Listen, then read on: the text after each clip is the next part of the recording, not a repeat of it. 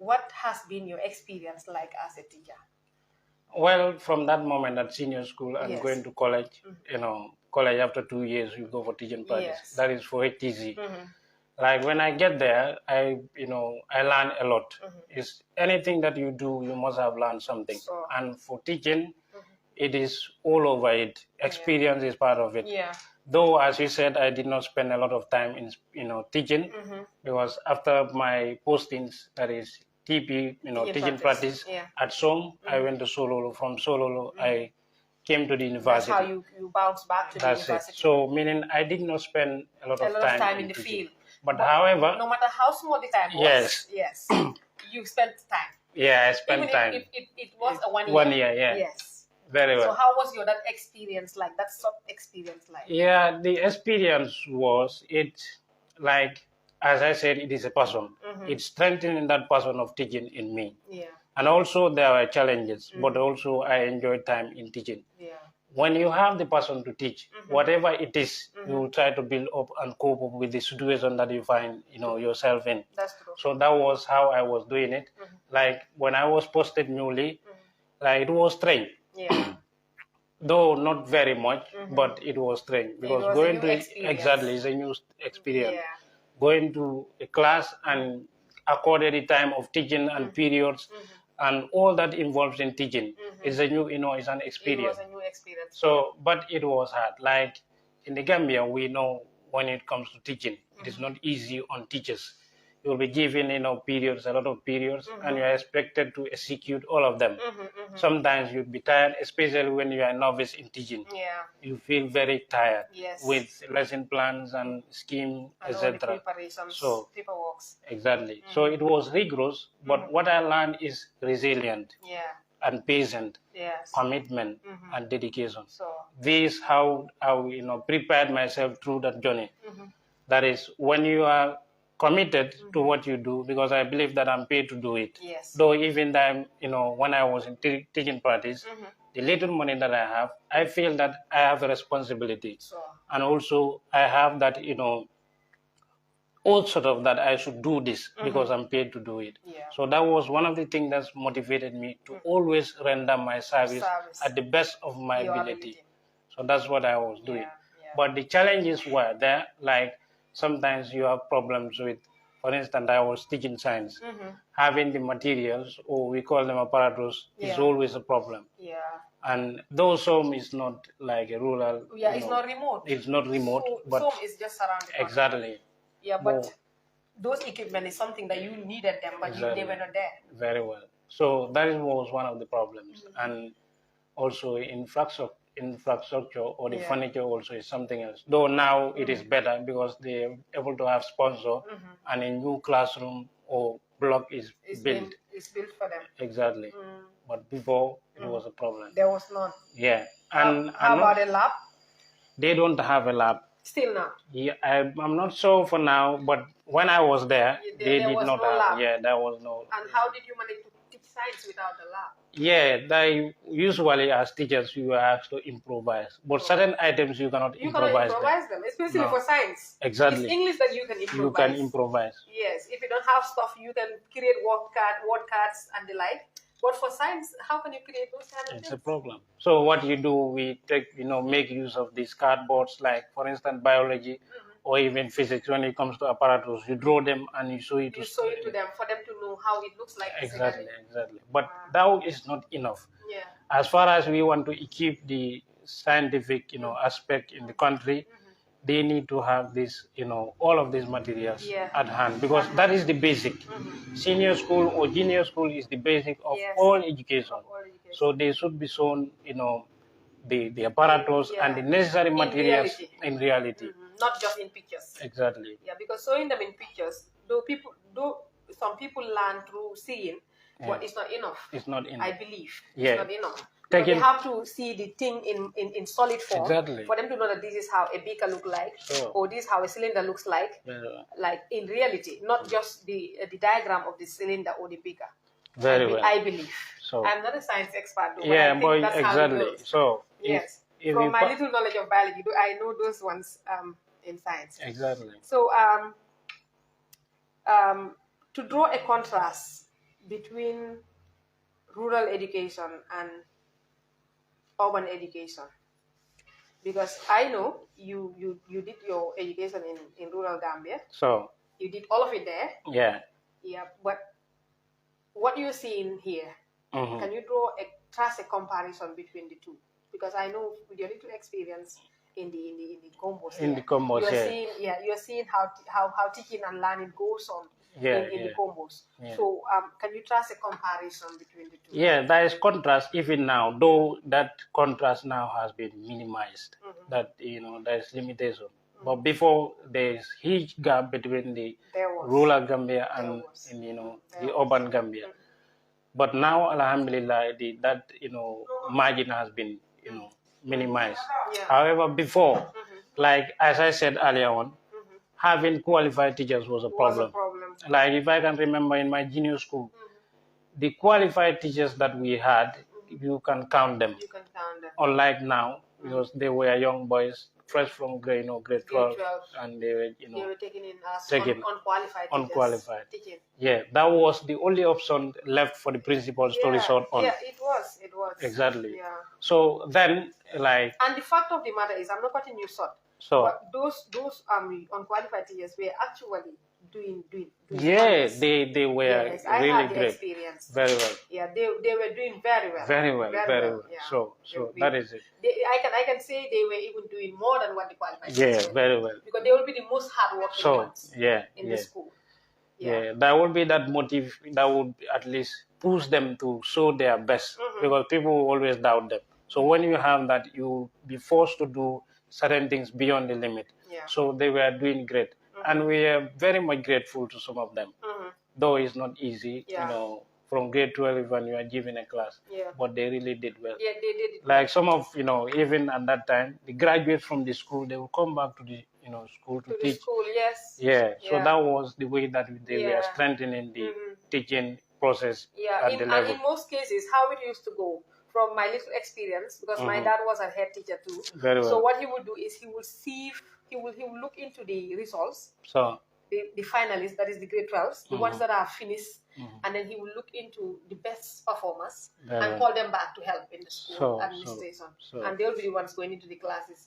Anyone that is good in English will be given an English class. Anyone that was good in maths will be given a maths class. Very well. That's why they were doing very well. Very well. They were doing very well, yes. And I still believe that is still it's still on in some of the schools.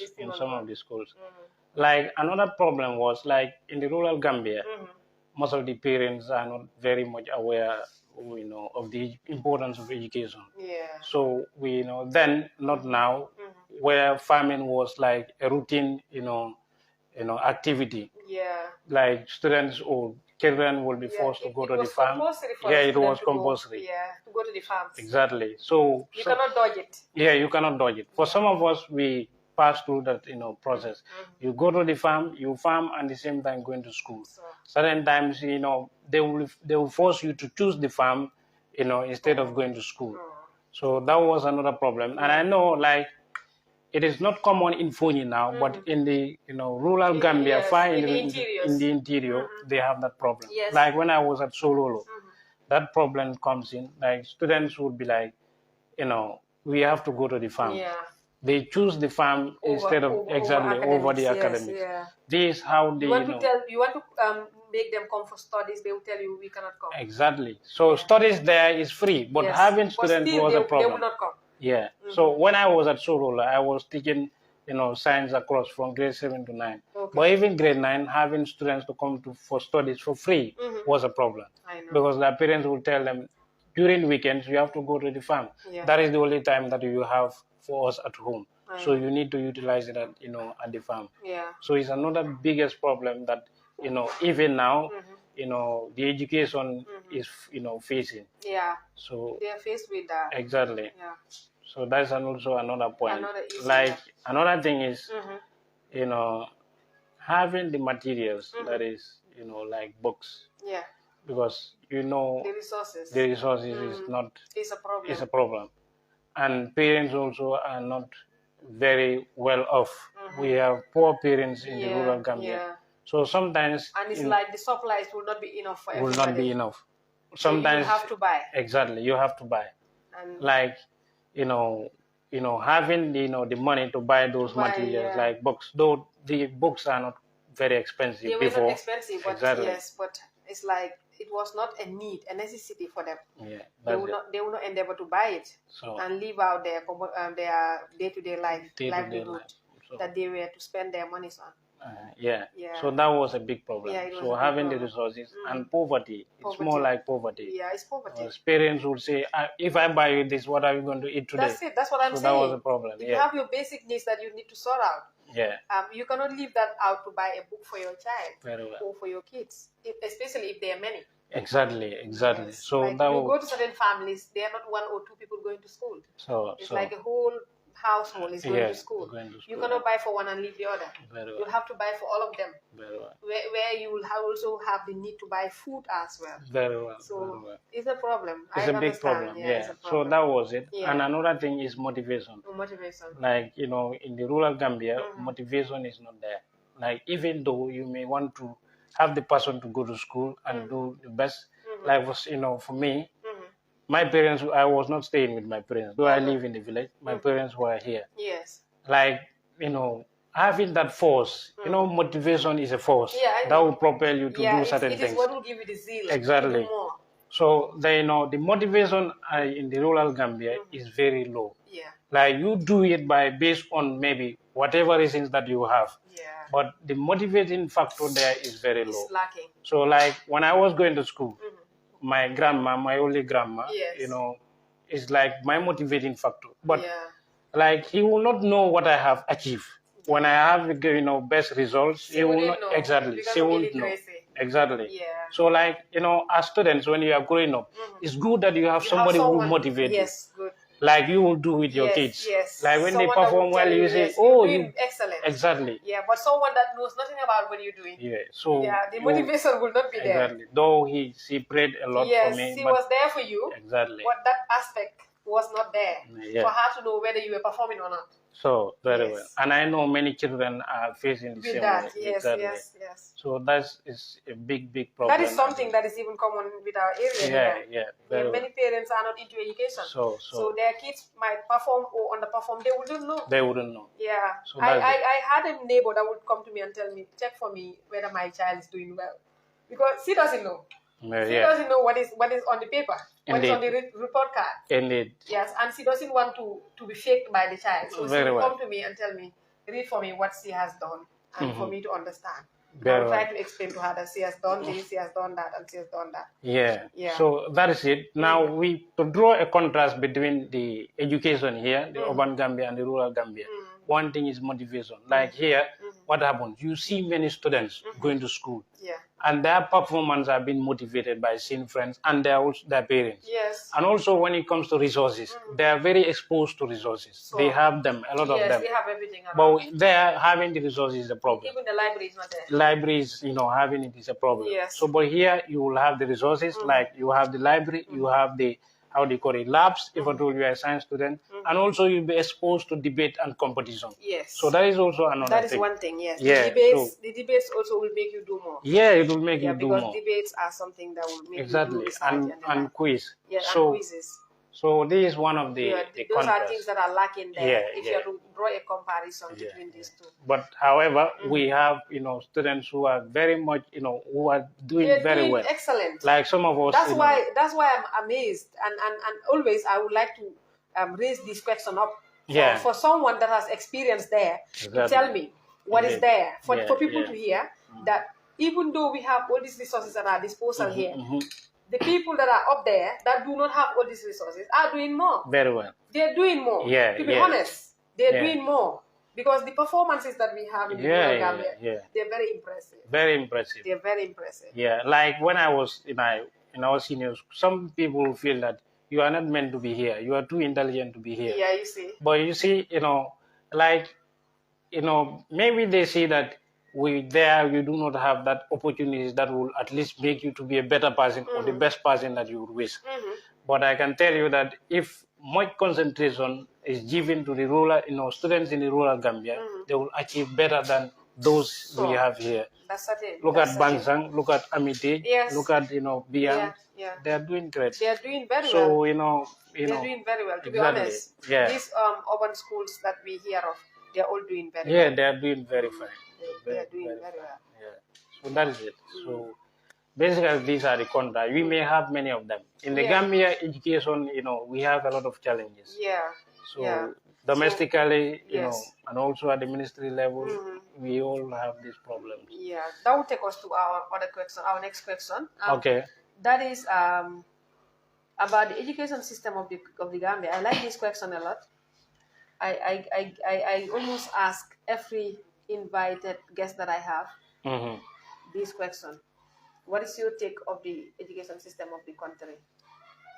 Do you think it's okay, or do you think they need to do more? Yeah, there is always room for improvement. Yes. And that is, to say, they have tried. When you look at the education before and now, the system, it has changed. Yeah. But I believe there is a lot to be done. So, when you look at in the aspect of teachers, teachers are not really motivated. They are trying though, but I still see the disparities that occurs between the teachers as civil servants and the other, individuals, that is, civil servants. So when you look at that, I believe teachers need a lot. Yeah, they need incentives. More. Exactly. Yeah, they deserve a lot. Because what they do compared to what other people do, teachers do a lot of work and they are paid less. A lot of work. Exactly. So when you look at, for instance, I may not know the exact figures that the National Assembly members have been paid, their cleaners or their drivers. But whatever the case, when you look at their salaries, if you are to compare them to a teacher, especially, for instance, a grade 8, salary earner, is you can see that difference. Yeah, there is a huge gap. So when you look at it, and what teachers, do, for instance, coming from lesson plan, scheme, going to class and teach, marking, dealing with scripts alone is a lot of a job. The record keeping is the most difficult part of teaching. The most difficult, it's the most hectic part of teaching. Exactly. The records, preparing scheme, preparing lesson notes, keeping the records of the assessments. Yeah. Yeah, and not to talk of report books. Yeah, exactly. To close the register. To mark the register.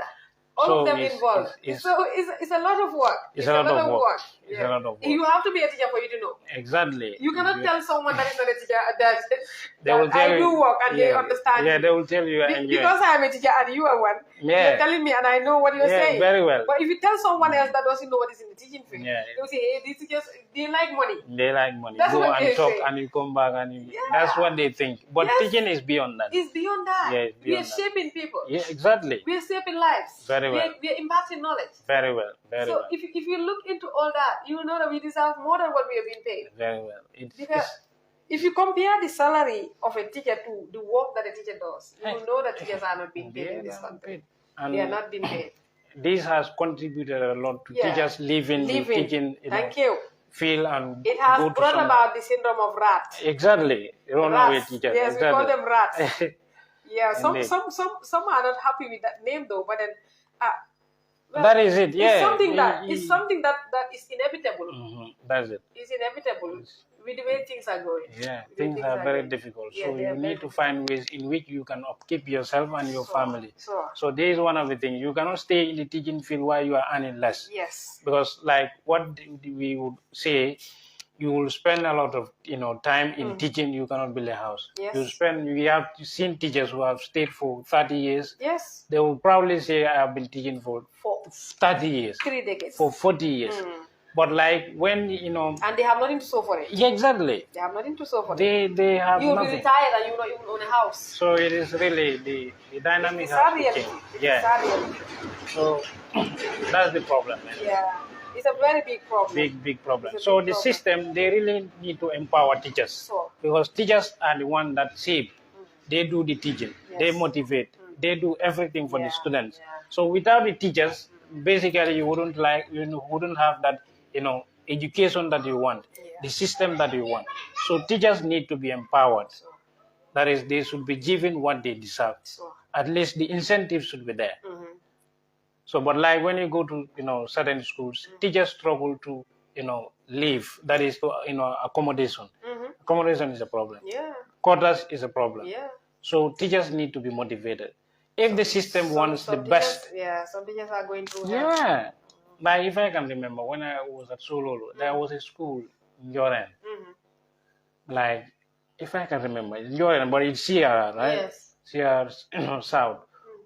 Like, there are some teachers who were lodging in, like an enclosed, like a magazine sort of. Oh my God. Oh, sorry, a store. A store, yes. Yeah, so they, that's not really telling, that does not tell well. So, and it's a group of them. It's a group of them. Because of lack of accommodation. So it's another problem.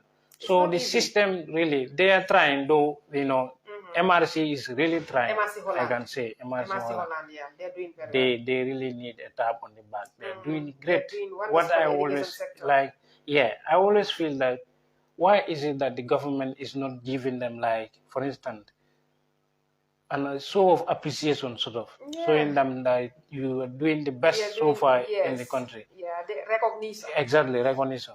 But I'm not seeing that. Maybe they do that, but I'm not seeing it. So they deserve that. It's not in open. If they are doing it, we are not seeing it. Yeah, exactly. Maybe they are doing it in private. Yeah. So they are basically doing, what the government should be doing. Building, schools, quarters. They are doing very well. Very well, very well. They're doing a lot. Yeah. So it could be also that we don't know what they are doing, a partnership. It could be. Yeah, there's a partnership. There's a partnership though. But even though you recognize them. Yeah, the recognition is needed for them to do more. For them to be motivated, as you said. Because motivation is important in everything. At the moment, I'm going to school because of them at the university. Yeah, they sponsor your education. They sponsored me. So yeah, they're doing great. So the system needs to be at least improved. There's always room for improvement. Yes. And they're doing okay, but there is need for improvement. Exactly. They need to do more, especially on the side of teachers. Teachers, very well. On the side of teachers, that one I'll have to echo it. Very well. Yeah, it's a question to you, but I'll have to say it too. That is something that is very important to retain their teachers. Exactly. Yeah, the motivation. The motivation is important so that the teachers can stay, so that they can stay and do more. That is it. Yeah.